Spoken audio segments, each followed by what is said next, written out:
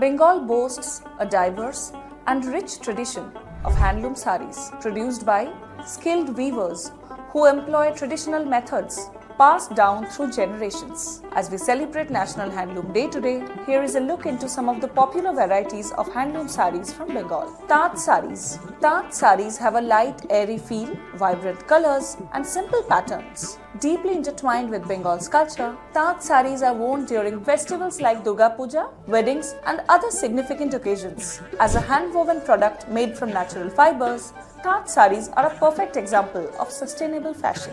Dhaniakhali saris. Originating from Dhonekhali region of West Bengal's Hooghly district, Dhaniakhali saris are crafted using traditional handloom techniques, specifically on a bamboo reed. Dhaniakhali saris are made of cotton, have a compact weave and colorful borders often 1.5 to 2 feet wide. These comfortable and lightweight saris can be worn every day and on any occasion.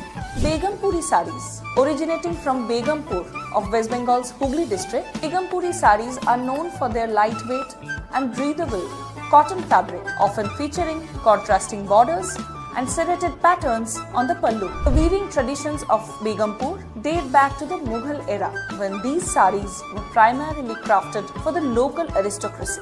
Baluchori saris. Originating in West Bengal's Murshidabad around 18th century, the weaving of Baluchori saris later shifted to Bishnupur of Bankura district.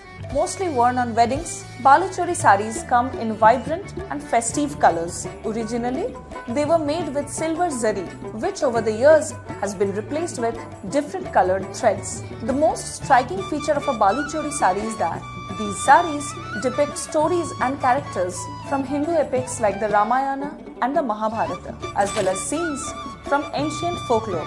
Garad saris.